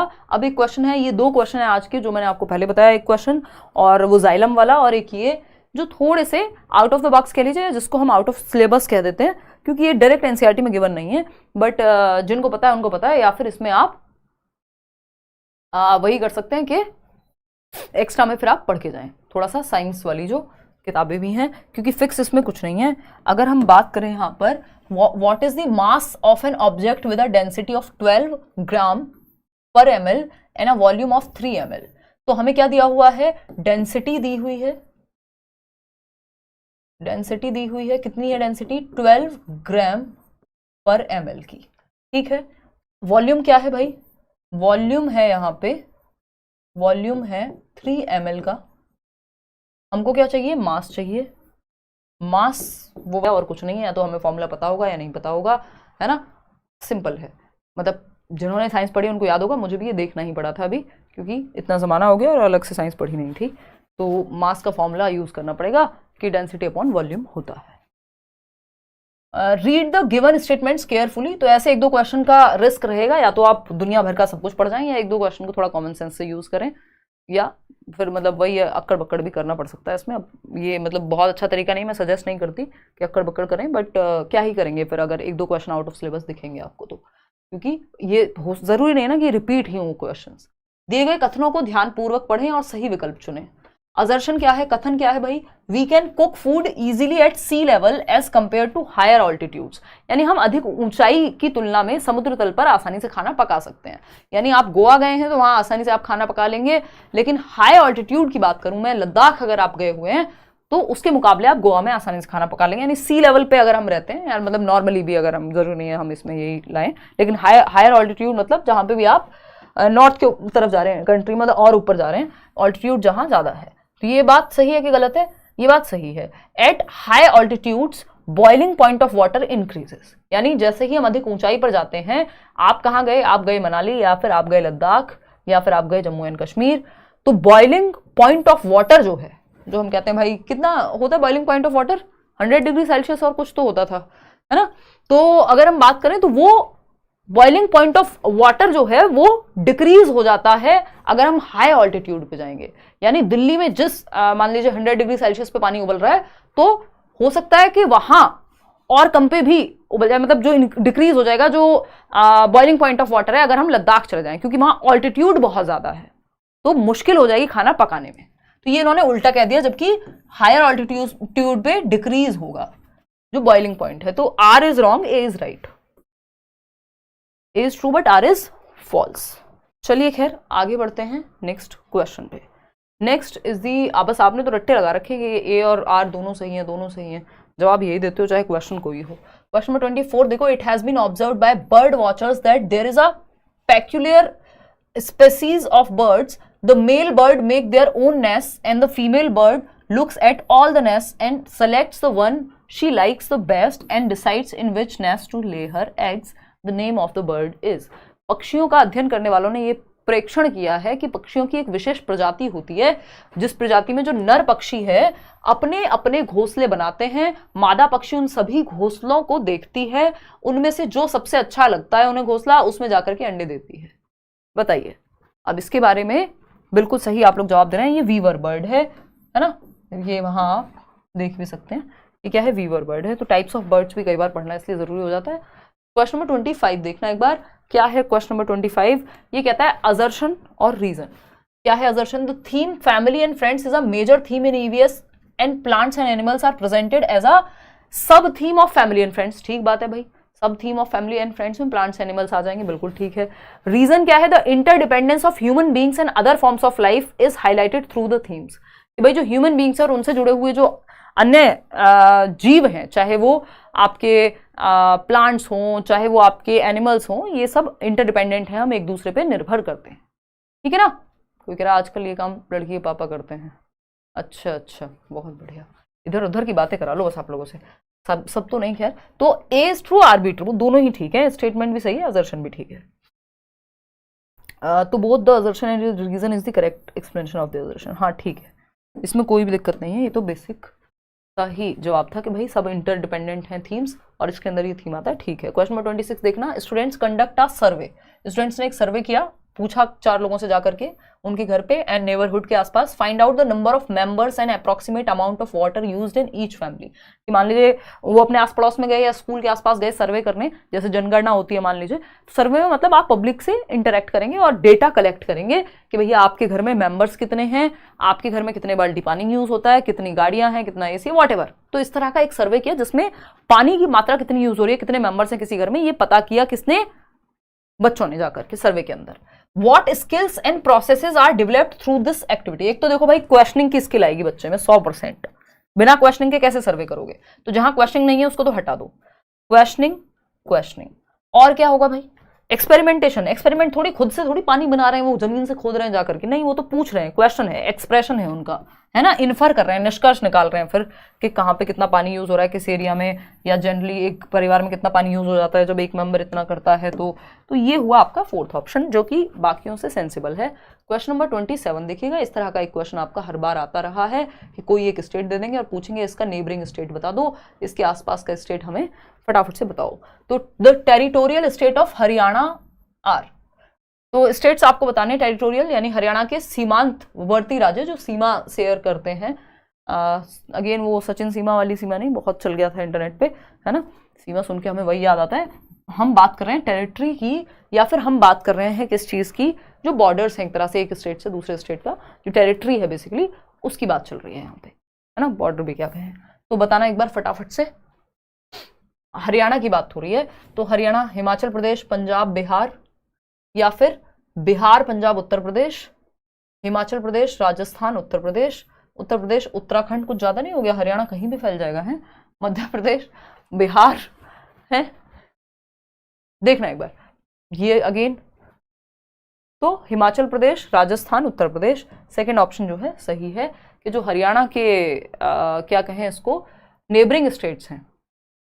अब हरियाणा आप देख लो, आपको दिख जाएगा ये रहा मैप में, यहाँ थोड़ा और इसको जूम कर देते हैं, फिर आप कहोगे हमें ठीक से नहीं दिखाया था, हमारी क्या गलती है, आपने गलत दिखाया था।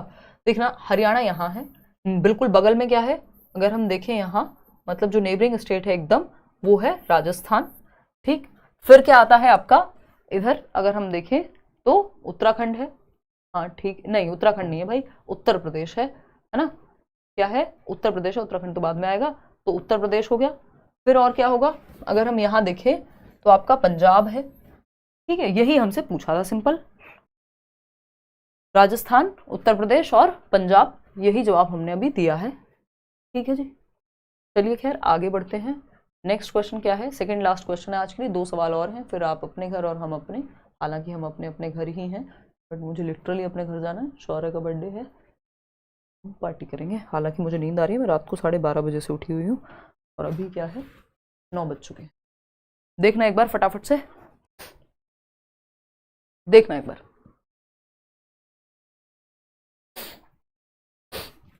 कोल्ड का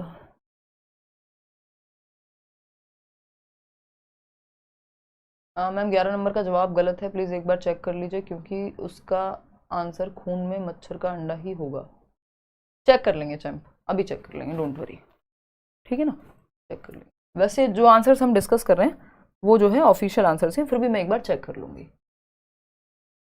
मतलब अगर उसको लेकर के डाउट है तो मैं एक बार वैसे भी चेक कर लूंगी उसको प्रॉपर एनसीईआरटी के थ्रू।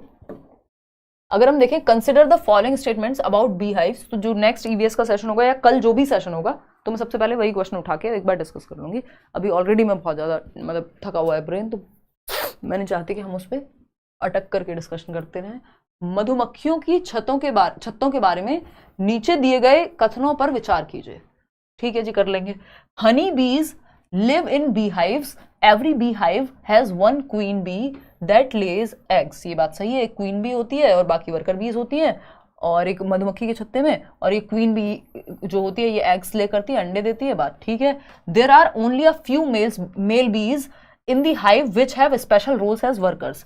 देखिए मेल बीज जो है बहुत ज्यादा नर मधुमक्खी नहीं होती है इस मधुमक्खी के छत्ते में, और नर मधुमक्खियों का एज अ वर्कर भी कोई खास रोल होता नहीं है, इन्होंने कहा स्पेशल होगा, तो ये गलत हो गया। Most of the female bees in the hive are worker bees who work all the day in making the hive and also looking after the baby bees। चलो भैया ठीक है, आर वर्कर बीज, फीमेल बीज जो है, मोस्ट ऑफ द फीमेल बीज, क्यों भाई, ये मेल वाले भी तो होंगे worker bee. The worker bees fly around litchi flowers in search of nectar for honey, बात तो सही है, ए और डी का कोई ऑप्शन है, क्योंकि ये मोस्ट ऑफ द फीमेल की, मेल जो जितनी भी है वो भी तो वर्कर बी का ही काम कर रही है ना, तो सेकेंड ऑप्शन के साथ हम यहाँ पर जाएंगे। आगे बढ़ेंगे क्वेश्चन नंबर 29 पर, फटाफट से जवाब देना। क्या पूछा है, एक क्वेश्चन है, an EVS teacher asks her students to think and answer why do we feel comfortable in woollen clothes during winter, यानी हम सर्दियों में ऊनी कपड़ों में सहज या आराम हमें क्यों महसूस होता है, ऊनी कपड़ों में सर्दी नहीं लगती ना, क्यों होता है ऐसा, क्यों, वाई, बताइएगा फटाफट से बताओ। हाइपोथेटिकल क्वेश्चन है, ये बच्चा अभी तक कुछ प्रूव नहीं हुआ है लेकिन वो कुछ इमेजिन करके बता देगा, या फिर फैक्चुअल क्वेश्चन है, कन्वर्जेंट क्वेश्चन है, या एनालिटिकल क्वेश्चन है, तो ये विश्लेषणात्मक प्रश्न कहलाएगा। क्यों होगा ऐसा, क्योंकि देखो फैक्चुअल क्वेश्चन हम बड़े लोग इस तरह से बात करते हैं, है ना, बच्चे को हम ये नहीं कहते हैं कि ये फैक्चुअल क्वेश्चन है, या तो पता है या तो नहीं है, ये तो थोड़ा कॉमन सेंस भी लगाएगा ना वो, क्योंकि उसने एक्सपीरियंस किया, एनालाइज करेगा कि गर्मी में क्या होता है, भाई गर्मी ज्यादा होती है यानी टेम्परेचर ज्यादा होता है, तो क्या करते हैं आप हल्के कपड़े पहनते हैं, सर्दियों में क्या होगा टेम्परेचर कम है तो आप मोटे कपड़े पहनते हैं या ऊनी कपड़े पहनते हैं जो आपको गर्म फील कराते हैं। तो इसमें एनालिसिस किया है उसने, सर्दी और गर्मी के बीच में विश्लेषण किया है, तोड़ के देखा है, समझा है, तो इसमें बाकी कुछ और बनता ही नहीं है, ठीक है ना। क्वेश्चन नंबर 30 देखिएगा, आज के लिए आखिरी सवाल है, फिर आप मज़े कीजिएगा। कल मिलेंगे 7 बजे शाम को, शार्प 7 o'clock कल हम मिल जाएंगे, है ना। आज की तरह लेट नहीं करेंगे और टाइम जो है बिल्कुल 7 बजे फिक्स करने की कोशिश है ना, क्योंकि वो 9 बजे वाला टाइम मुझे भी थोड़ा फ्री चाहिए यार। आजकल रूटीन सुधारने पे कोशिश है मेरी, क्योंकि हेल्थ की बैंड बज गई है अब, रातों को जाग जाग के।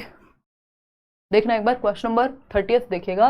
Read the following statement A and statement be below and choose the correct option. Statement A, कथन ए और कथन बी को पढ़िए और सही समझिए। ए है अबाउट 4700 ईयर्स अगो, यानी 4700 साल पहले, some of the earliest cities flourished on the banks of river Indus and its tributaries, यानी 4700 वर्ष पूर्व जो सिंधु नदी थी और सिंधु नदी तथा इसकी जो सहायक नदियां थी उनके किनारे आरंभिक नगर फले और फूले। बात ठीक है। बी ऑप्शन क्या है, about 1500 years ago cities developed on the banks of Ganga and its tributaries, कह रहे गंगा और उसकी सहायक नदियों के किनारे नगरों का विकास लगभग 1500 वर्ष पूर्व हुआ। तो ये बात गलत है, क्योंकि ये अगर आप चेक करेंगे तो आपको समझ में आएगा ये कुछ 2500 साल पुरानी बात है। ये भी एकदम आउट ऑफ सिलेबस टाइप का क्वेश्चन है, ये आपको ईवीएस में डायरेक्टली नहीं मिलेगा। तो A is true but R is false. तो ये हुई एक बात। आउट ऑफ 30 क्वेश्चंस आपके क्वेश्चंस कितने ठीक हुए वो आप कमेंट्स में बताएंगे। सेशन पसंद आया हो तो लाइक शेयर सब्सक्राइब आप कर लेंगे। कल एग्जैक्ट शाम को 7 बजे मिलेंगे। सीडीपी का कोई चैप्टर करेंगे या फिर एक प्रैक्टिस करेंगे कंबाइंड, ठीक है ना। ये जो टेलीग्राम चैनल है लेट्स लर्न स्क्वाड, इस पे आपको क्या मिल जाएगा, इस पे आपको मिल जाएंगे विद आंसर्स इसके क्वेश्चंस। और वो जो मच्छर वाला क्वेश्चन आप लोग कह रहे हैं वो भी ऑफिशियल, वैसे तो मेरे को लगता है कि सही बताया है, बट ऑफिशियल आंसर की के अकॉर्डिंग जो भी होगा वो भी एक बार आपको उस हिसाब से मिल जाएगा। तो ये हुई एक बेसिक बात।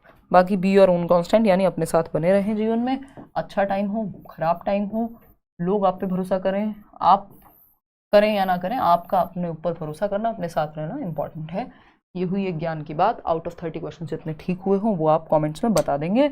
आज के लिए इतना ही। कोई और बात मन में आपकी हो, कोई दिक्कत, दुविधा, परेशानी, दर्द, समस्या कुछ भी हो तो आप बता सकते हैं, ठीक है ना। चलिए आगे बढ़े, चलिए बहुत ही बढ़िया।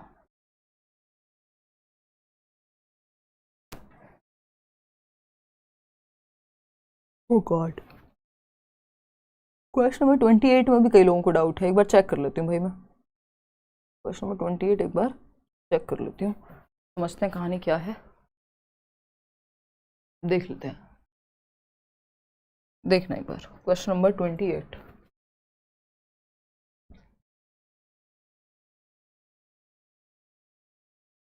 Consider the following statements about bee hives.